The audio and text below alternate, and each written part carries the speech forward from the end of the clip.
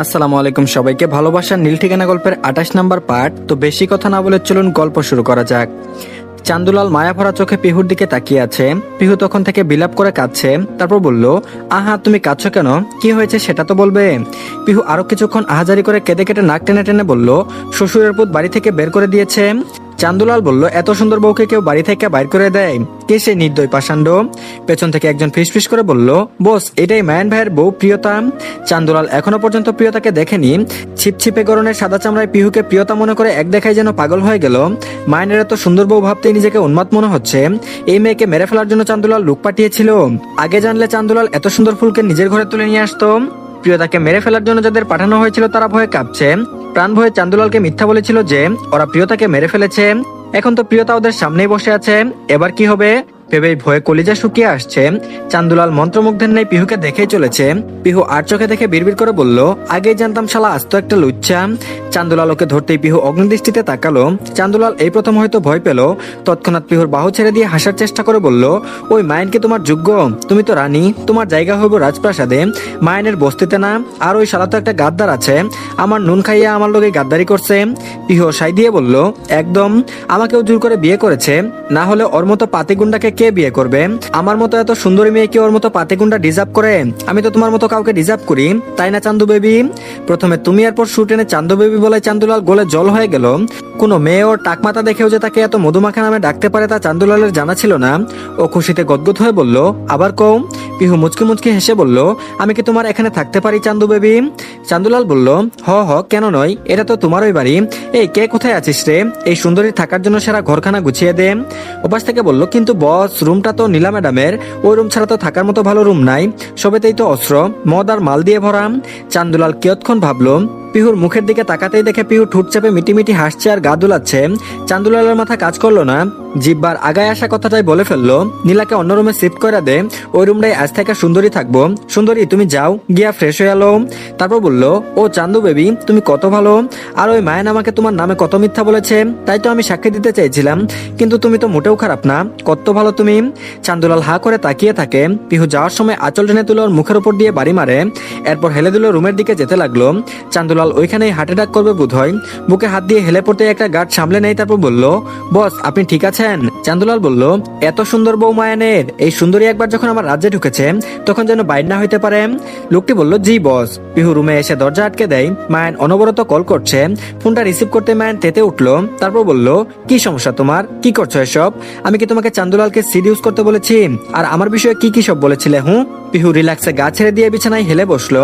নিরলস গলায় বলল, আমি কি করবো সেটা তোমার দেখার বিষয় নয়, কোন কুকুর কোন মুগুরে শায়েস্তা হয় তা আমার বেশ জানা আছে। মায়ান বলল, দেখ শালি, করোনা বাড়াবাড়ি, তুমি চান্দুলালকে চেনো না। মাঝপথে পিহু ওকে থামিয়ে দিয়ে বলল, কুত্তার স্বভাব একই, কিছু কুকুর বেশি তেরামি করে, চান্দুলাল সেই প্রকৃতির। তুমি আমাকে নিয়ে ভাবনা বন্ধ করে নিজের কাজ করো, আমার বোনকে খুঁজে বের করো। মায়ান দীর্ঘশ্বাস ফেললো। এই মেয়েকে যতটা সোজা মনে করেছিল ততটা সোজা নয়। একে দেখলে মায়ানের মনে হয় আসলে নারী জাতি বাঁকাহারের তৈরি। কোন পুরুষের হাড্ডির কোয়ালিটি এত খারাপ কে জানে, নয়তো এই মেয়ে এমন কেন হবে? মায়ান কল কাটলে পিহু বিছানায় গা এলিয়ে দেয়। দ্রুত এখান থেকে বের হতে হবে, তার জন্য অল্প যে কাজ হবে না। চান্দুলালের দুর্বলতা ও জেনে গেছে, এবার সেটা দিয়ে চান্দুলালকে ঘায়েল করবে। আর এদিকে তাসনিম মুখে যতই বলুক ভালো হয়ে যাবে, কিন্তু মনে শয়তানি ফন্দি ঠিক হয়ে আসছে। পিহু পিয়ালির উপরে যতটা রাগ ঘৃণা বিদ্বেষ রয়েছে তা এখনো এজন্মেও যাবে না। পিহুকে না তাড়িয়ে তাসনিমের শান্তি নেই। তারপর বলল, আমি তোকে কিছুতেই ছাড়বো না পিহু। আজ তোর জন্য আমার আপু আমাকে বাড়ি থেকে তাড়িয়ে দিয়েছিল, আমাকে তোর পা পর্যন্ত ধরতে হয়েছে, আমি কিছুই ভুলবো না, সব তুলে রাখলাম, এর সুদ আমি নিয়েই ছাড়বো। প্রিয়তার দিন কাটছে চিন্তা আর এক ঝাঁক অশান্তি নিয়ে। আজকে কিছুতেই বুঝাতে পারছে না ও পিহু নয়। এভাবে আর কতদিন অন্য জায়গায় স্থান নিয়ে থাকবে? এভাবে কি জীবন চলে? আর মায়ান, সে কোথায়? প্রিয়তা হতাশ হয়, মাঝে মাঝে নিজেকে বড় অসহায় মনে হয়।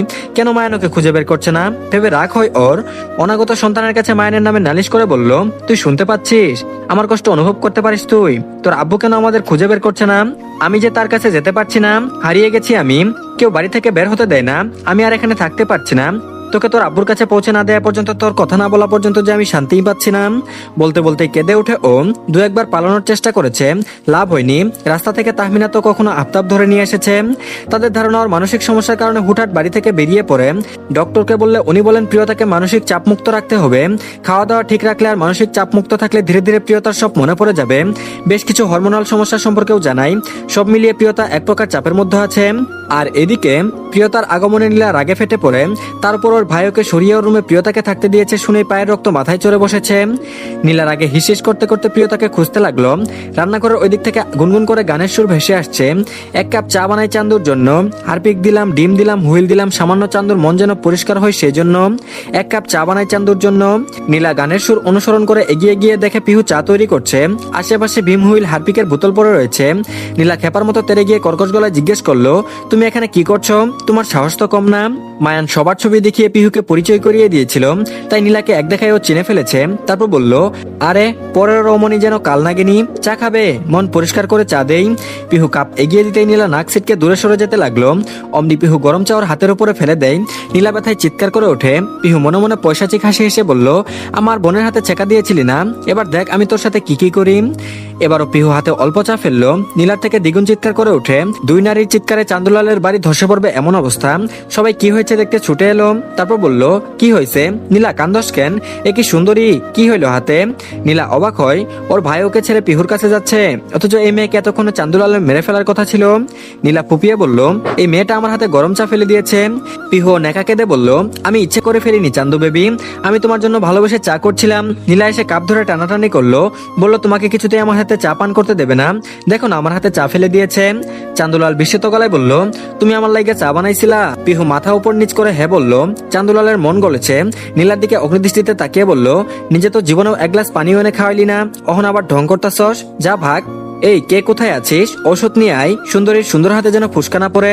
নীলার আগে দুঃখে পা আশ্রা আশ্রি করে ওখান থেকে প্রস্থান করলো। আর এদিকে মায়ান বলল, পাখির খোঁজ লাগাও। সহকারী বলল, আমরা বিষয়টা দেখছি স্যার, আপনি চিন্তা করবেন না। মায়ান বলল, চিন্তা তো করতেই হবে, শালার বউটারে পাখি বলাই উচিত হয়নি। বুনো পাখি যে সুযোগ পেলেই পালায়, এটা আমার আগেই বোঝা উচিত ছিল। মাঝখান থেকে মফিজ বলে উঠলো, তাইলে আর কি, কপাল চাপড়ান। মায়ান চিন্তিত হয়ে বলল, কপাল চাপড়াতে চাপড়াতে এবার বুঝি কপাল ফেটেই যাবে। আগে ছিল বউ, এখন জুটেছে শালি, যারা দেখলে দিতে ইচ্ছে করে গালি। কপাল ভালো রে, বউটা ভদ্র পাইছি, শালির মতো পাইলে আমার কি হইতো। মফিজ স্পট করে বলে ওঠে, চিন্তা করবেন না, কখনো কি দেখেছেন একটা খারাপের সাথে আর একটা খারাপের জুটি? আল্লাহ জেনে শুনে ভালোর সাথে একটা করে খারাপের জুটি বেঁধে দেয়, যেন ভালোর সঙ্গে পেয়ে খারাপটা ভালো হয়ে যায়। যদিও সব কুত্তারলে সোজা হয় না। আয়ান বলল, মফিজ তোরে আমি খাইছি রে, খুব বলি ফুটছে তাই না তোর? মফিজ বলল, আমি এখন আপনার আন্ডারে নেই ভাই, পিহু ম্যাডামের আন্ডারে চলে গেছি, তাই আপনি আমার কিছু করবার পারবেন না। মায়ান অবাকের চরম সীমা নাই, মেয়েটা কত ধূর্ত, মফিজকে পর্যন্ত মায়ানের বিরুদ্ধে করে দিয়েছে। আর এদিকে পিহু সবুজ শাড়ি পরে চান্দুলালের সামনে ঘুরে ঘুরে নাচ করছে। কখনো দুষ্টুমি করে শাড়ি আঁচল দিয়ে চান্দুলালের মুখের উপর বাড়ি দিচ্ছে, তো কখনো খিলখিল করে হেসে দূরে পালাচ্ছে। চান্দুলাল ক্যাবলা হাসি দিয়ে পিহুর পেছন পেছন নায়কদের মতো দৌড়াই। পিহুকে ধরতে চায় কিন্তু ধরতে পারে না। এই তো আর একটু গেলেই পিহুকে ধরে ফেলবে, তখনই একটা অবয়ব এসে ওর সামনে দাঁড়ায়। চান্দুলাল কপাল কুচকে রাগী গলায় জিজ্ঞেস করলো, এই কে রে তুই, আমার পতাগলে দাঁড়াস? অবয়ব উত্তর দেয়, তোর জম। ব্যাস, চান্দুলালের চান্দিতে পটাপট কয়েকটা থাবা পড়লো। চান্দি লাল হয়ে গিয়ে চান্দুলাল টাল খেয়ে পড়ে। ফ্যান চলছে তবুও চান্দুলাল ঘামছে। ঘুমন্ত অবস্থায় হুড়মুড়িয়ে উঠতে হাঁপাতে লাগলো। আশেপাশে তাকাই, না এটা স্বপ্ন ছিল, পিহু কোথাও নেই, আর না কেউ চান্দুলালের চান্দিতে তবলা বাজাচ্ছে। এত ভয়ঙ্কর স্বপ্ন দেখে চান্দুলাল ভয় পেয়ে গেল। বড় বড় নিঃশ্বাস ফেলে পাশে রাখা পানির গ্লাস তুলে নিয়ে একবারে সব পানি শেষ করে ফেললো। এদিকে নীলা সুযোগের অপেক্ষায় আছে। পুরো হাবেলি নিস্তব্ধতায় ডুবে যেতেই ও ঘুম থেকে উঠে পড়ে। প্রিয়তারূপী পিহুর উপরে প্রচন্ড রাগ ওর, এই মেয়েটার জন্য মায়ানোর হয়নি, আর এখন ওর ভাই ওকেও গুনছে না। নীলা পা টিপে টেপে পিহু রুমের কাছে আসে। দরজা ফিরানো দেখে মনে মনে খুশি হয়। সাবধানে দরজা খুলে ভেতরে ঢুকে পড়ে। পিহু কাঁথা মুড়ি দিয়ে শুয়ে আছে। নীলা তীব্র ক্ষোভের দৃষ্টিতে দেখলো ওকে। অতঃপর ধীর পায়ে এগিয়ে গিয়ে পিহুর শিওরে দাঁড়ায়। পাশে থাকা বালিশটা তুলে নিয়ে ঘুমন্ত পিহুর মুখ চেপে ধরে মনের সব রাগ মিটিয়ে পিহুকে শ্বাসরোধ করে মেরে ফেলে। যতক্ষণ না নীলা শিওর হলো পিহু মরে গেছে, ততক্ষণ ওর মুখে বালিশ চেপে ধরে রইল। তখনই পিঠের পেছনে কেউ হাত রাখে। ভয়ঙ্কর গলায় বলল, ছেড়ে দে, মরে গেছে। নীলার হাত পা কাঁপছে। ভয়ে ভয়ে ঘাড় ঘোরাতেই আপামদস্তক সাদা কাপড়ে ঢাকা অবয়ব দেখতে গণবিদের চিৎকার জুড়ে দেয়। এত জোরে চিৎকার করায় অবয়বটা খেপে গেল। ঠাস ঠাস করে সাপটে 2 গালে চর বসিয়ে দেয়। নীলা চর খেয়ে আহাম্মক বনে গেছে, তবুও প্রাণ ভয়ে এতটুকু সময় নষ্ট না করে দৌড়ে বাইরে বেরিয়ে ভূত ভূত বলে চেঁচাতে থাকে। ওর চিৎকারে সবাই বাইরে বেরিয়ে আসে। চান্দুলাল নিজেও ভয় পেয়েছিল। নীলার হেরে গলায় চিৎকার শুনে হার্ট অ্যাটাক করার মতো অবস্থা হলো। তারপর বলল, কি হয়েছে? নীলা বলল, ভূত ভূত। চান্দুলাল বলল, কোথায় ভূত? নীলা হাঁপাতে হাঁপাতে বলল, প্রিয়তার ঘরে ভূত। একটু পরে পিহু হাই তুলতে তুলতে বাইরে বেরিয়ে আসে। না জানার ভান করে জিজ্ঞেস করলো, কি হয়েছে? সবাই আমার রুমের সামনে ভিড় করেছ কেন? পিহুকে জীবিত দেখে নীলা আরো জোরে চিৎকার করে ওঠে। ওর দিকে আঙুল তাক করে বলল, ভূত ভূত। চান্দুলাল বিরক্ত হলো। পিহু নেকা গলায় বলল, দেখেছো চান্দু বেবি, আমি নাকি ভূত? আমি কি এতই বাজে দেখতে? ওর কাদো কাদো মুখ দেখে চান্দুলালের কলিজায় টান পড়লো বোধ হয়। নীলাকে এক ধমক দিয়ে বলল, মাথাটা একেবারে গেছে নাকি তোর? নিজের চেহারা আয়নায় দেখে ভয় পাসনি তো? নিজের ভাইয়ের মুখে এত বড় অপমান নীলা সহ্য হলো না। এদিকে ব্যথায় গাল টনটন করছে। গাল দেখিয়ে বলল, এই দেখ, ভূতে মেরেছে আমায়। প্রিয়তা ভূত? পিহু কোমরে হাত বেঁধে বলল, মানুষ না মরলে ভূত হয় না? আমি এখনো জীবিত আছি, তাহলে ভূত হলাম কি করে? নীলা নিজেকে ঠিক প্রমাণ করতে গিয়ে মুখ ফুসকে বলে ওঠে, তুমি একটা ভূত। এইমাত্র আমি তোমাকে বালিশ চাপা দিয়ে মেরে এসেছি। বলে দাঁত দিয়ে জিভ কাটলো। পিহু বিস্মিত চোখে তাকিয়ে বলল, তুমি আমাকে মেরে ফেলতে এসেছিলে? দেখেছো চান্দু বেবি, তোমার বোন আমাকে মেরে ফেলতে চাই, আমাকে, তোমার সুন্দরীকে। তুমি কিছু বলবে না? পিহু নিজে থেকে নিজেকে চান্দুলালের সুন্দরী বলে পরিচয় করায় চান্দুলালের মাথা আরো আউলে গেল। নীলা ধমকে শাসিয়ে বলল, খবরদার সুন্দরীর দিকে নজর দিবি না। ওর কিছু হলে তোরে ছাড়ুম না নীলা। অনেক হয়েছে পাগলামি স্যার, আমার বোন তুই, তাই তোরে সতর্ক করলাম, পরের বার কিন্তু ছাড় পাবি না। পিহু মুখ পাঞ্চে করে বলল, ব্যাস এতটুকুই? চান্দুলাল ওর মলিন মুখ দেখে বিচলিত হয়ে জিজ্ঞেস করলো, তুমি কি চাও কও? পিহু বলল, আজকে আমার সোনার আংটিটা পুলের পানিতে পড়ে গেছে, বড় শখের ছিল, নীলাকে বলো আংটি খুঁজে এনে দিতে। নীলা বলল, অসম্ভব, এই রাতের বেলা পুলের ঠান্ডা পানিতে আংটি খুঁজতে নামবো? কখনো না। চান্দুলাল বলল, তুই যা অপরাধ করেছিস সেই তুলনায় এটা কিছুই না, যা গিয়া সুন্দরীর আংটি খুঁজে দে। নীলা বলল, ভাইয়া তুমি তুমি আমার সাথে এমন করছো? চান্দুলাল বলল, হ আমি। এখন যা কইলাম কর, নইলে শাস্তি আরো ভয়ঙ্কর হইব। নীলা বাধ্য হয়ে পুলের দিকে রওনা দেয়। পিহুর দিকে তাকালে পিহু বাঁকা হেসে টাটা দেয়। তারপর বলল, আমার বোনকে চর মেরেছিলি, পানিতে ডুবিয়েছিলি, এবার তোর পালাম। মাছলি জাল কি রানী হ্যাঁ, জীবন উস্কা পানি হ্যাঁ, হাত লাগাও তো তারতাজি হ্যাঁ, বাহার নিকলা তো মারতাজি হ্যাঁ। নীলাকে উদ্দেশ্য করে পিহু বিদ্রুপের সুরে গান গাইলো। নীলার চোখ মুখ ফ্যাকাশে হয়ে গেছে, অনেকটা সময় ধরে পানিতে থাকার ফলেটা। পিহু পুল সাইডে বসলো, নীলার দিকে তাকিয়ে বলল, পেয়েছো? খুঁজো আমার শখের আংটি। নীলা বলল, আমি তোমাকে জাস্ট মেরে ফেলবো। অমনি পিহু হাতের উপরে পা তুলে দিল। প্রিয়তা সাঁতরে কিনারায় আসার পর যখন উপরে উঠতে চেয়েছিল, নীলা ওর সাথে ঠিক একই কাজ করেছিল। ব্যথায় নীলার মুখ নীল হয়ে আসে। পিহু হিসিয়ে বলল, দেখ কেমন লাগে, মরে পড়ে কিছু? তুই আমার সাথে যা করেছিলি একে একে সেসব কিছুর সুদ আমি নেব। বলে ওকে ধাক্কা দিয়ে পানিতে ফেলে দিল। চলে যেতে লাগলে পিছন ফিরে বাঁকা এসে বলল, এখন পর্যন্ত একটা শখের বেটা জোগাড় করতে পারিনি, শখের আংটি তো বিলাসিতা। তো ধন্যবাদ সবাইকে। এই পার্টটি এই পর্যন্তই, পরবর্তী পার্টও দিয়ে দেওয়া হয়েছে। সবাই আগে চ্যানেলটিকে সাবস্ক্রাইব করে দিন আর ভিডিওতে অবশ্যই লাইক দিন। ভালো থাকবেন সবাই, আল্লাহ হাফেজ।